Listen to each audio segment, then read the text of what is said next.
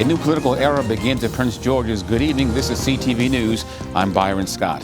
The youngest and most diverse Prince George's County Council ever named its leadership team to the new session during the passing of the gavel ceremony. When Council Chair Calvin Hawkins nominated Jolene Ivey to be the next chair, she nominated Tom Dernoga as her substitute. The vote was 11-0 in his favor. Then District 8's Edward Burrows nominated Walla Blagay as vice chair of the board. She too won by a vote of 11-0. Dernoga then asked Blagay to speak about the council's new direction. The new council is charting a new course, a new direction towards a council ever more committed to service for the people. We are the People's Council. After the controversial actions of the councils in the past, including redistricting, the passage of tax amendments, and untimely repeal of tax credit where residents' voices were ignored and stifled, the residents' voices are finally heard. We pledge a new day. Well, Chair Dernoga also named his leadership team. Among them, Ed Burrows was named the chair of the Government Operations and Fiscal Policy Committee. Jolene Ivey will head Planning, Housing, and Economic Development, and Walla Blagay will head the General Assembly Committee. Meantime, 3 of the newly elected members have strong roots in the African continent. The diaspora has transported the immigrants or children of immigrants from their ancestral homelands to Prince George's County, where they've felt the calling for public service. District 6 member Walla Blagay has Liberian and Nigerian roots. Wanika Fisher of District 2 is the daughter of a Nigerian father and South African mother of Indian heritage, and Crystal Oriatha's father is from Kenya. We have 3 women from the African diaspora, openly LGBTQ, millennials. It's the most, I think, young, diverse, educated council that we've ever had. And so I'm really excited about all the ideas that are going to be birthed from this new council. All 3 are millennials in their 30s. Well, the new Montgomery County Council began its 4-year term today by electing Evan Glass as its president. Glass makes history as he is the first LGBTQ member to serve as council president. As he assumed that role, Glass presented a ceremonial gavel to Gabe Albornoz, the outgoing president. I promise to serve with humility and dedication while also spotlighting the needs of residents from all corners of our community. I also want to thank my husband, Jason, who is here in the audience, for being by my side, for lifting me up and inspiring me every single day. Well, the council also elected Andrew Friedson as its vice president. Both Glass and Friedson were elected unanimously. Well, law enforcement officers who defended the Capitol on January 6th were honored today with congressional gold medals. It comes nearly 2 years after they fought supporters of then-President Donald Trump in a bloody insurrection. In bestowing Congress's highest honor, House Speaker Nancy Pelosi praised the officers for, quote, courageously answering the call to defend our democracy in one of the nation's darkest hours. On behalf of the United States Congress and the American people, it is my honor to present the Congressional Gold Medal to the United States Capitol Police, the Metropolitan Police, and every hero of January 6th from every agent that responded that day. It is a tremendous honor to accept the United States Congressional Gold Medal. This medal is symbolic of our members' contributions, not just to the District of Columbia, but to the entire country on January 6, 2021. Well, the medals will be placed in 4 locations at Capitol Police Headquarters, the Metropolitan Police Department, the Capitol, and the Smithsonian Institution. In other news, January 6th Committee Chair Benny Thompson says he expects the panel to make criminal referrals to the Justice Department. We have an update on a fatal hit-and-run that happened Sunday morning on I-95. Police are looking for a black 2009 Nissan Altima with New Jersey license plate P92NJE. Killed in the incident was 23-year-old Caesar Burke of Columbia. Investigators say Burke was arguing with a woman on the side of the road outside their vehicle. According to police, Burke was struck by multiple vehicles, including the Nissan, when he tried to pull the woman away from the roadway. Anyone with information on the Nissan is asked to contact the authorities. Governor Larry Hogan has issued an emergency order banning the use of TikTok from all state government platforms. The cybersecurity directive applies to specific Russian and Chinese products in an effort to prevent them from having to access government networks. Earlier this month, FBI Director Christopher Wray stated that TikTok was a threat to our country's national security.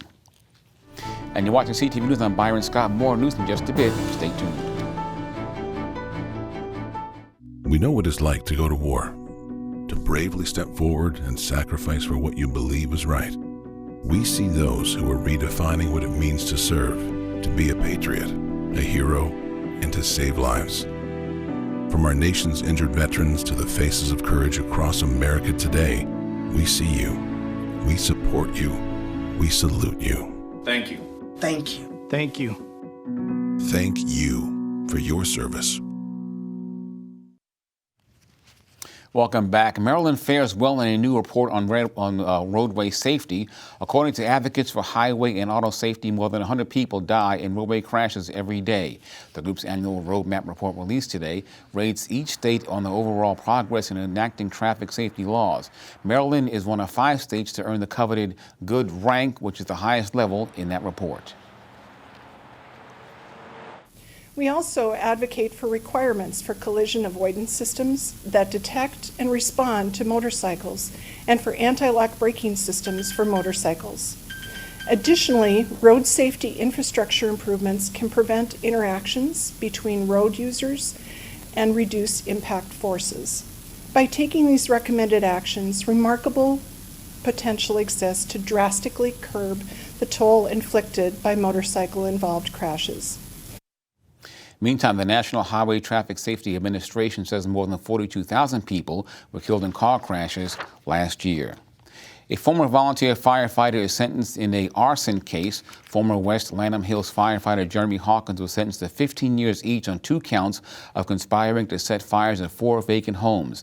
The fires were allegedly set at the time when the individual would be on duty at the fire station and therefore able to take part in putting out the fires. No one was hurt in any of the incidents. Hawkins' 4 co-conspirators have already been sentenced. Fires can be very devastating. People can lose their life. Valuable property can be lost. And so they understand the consequences of a fire. So to set fires themselves, I think it just shows the immorality that they displayed in doing that. And it's hurtful.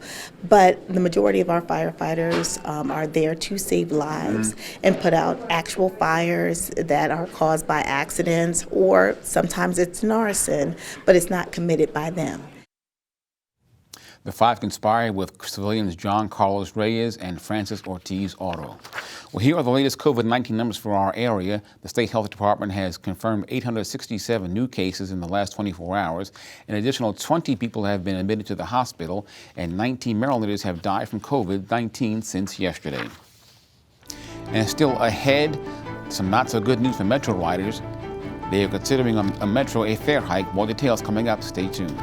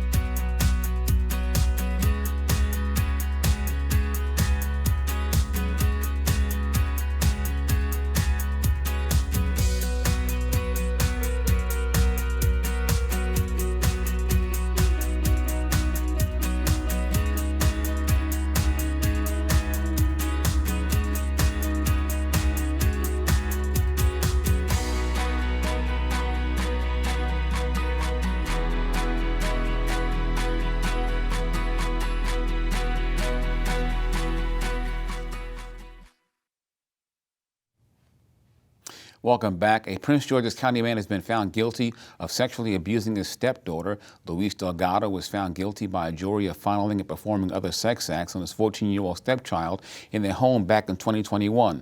Police were made aware of the crime after the victim wrote a note to school officials. Delgado was to be scheduled on December 9th.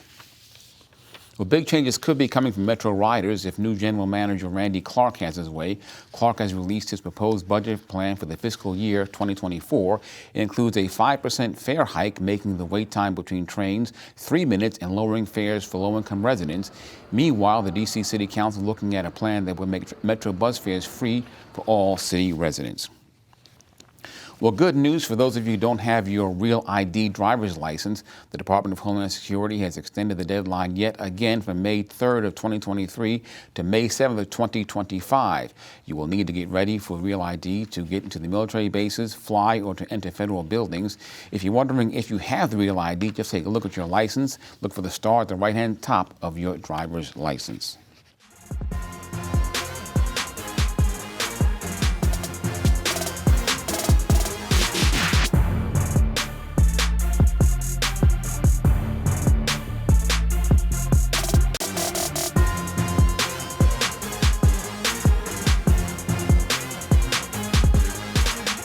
Hey there, sports fans. Happy Tuesday. Now, the Washington Wizards traveled to Chicago to play the Bulls for the second time this season. The Wizards opened up their season at home against the Bulls back in October, and in that game, they only won by 2 points. And for more context, the Bulls outscored the Wizards in every quarter except the second. So the second go-around is going to be very interesting. This time, the Wizards are playing without an injured Bradley Beal and Rui Hachimura.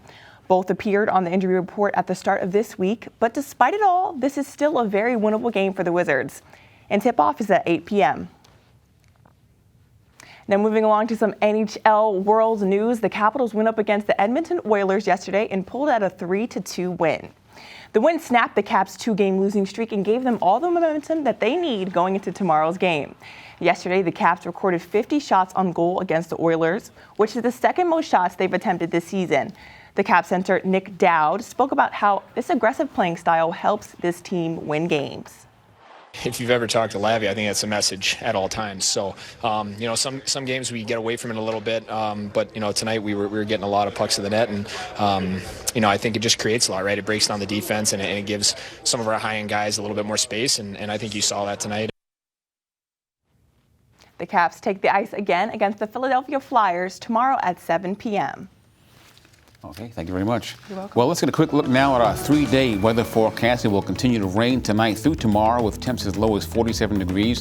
Thursday during the day, it'll be mostly cloudy with temps as high as 56. Thursday evening, rain expected to start again. Temps will drop to the 40s. And Friday, more rain possible with highs around 49 degrees. That's our news tonight. I'm Byron Scott. With Laurencia Moten. See you tomorrow night.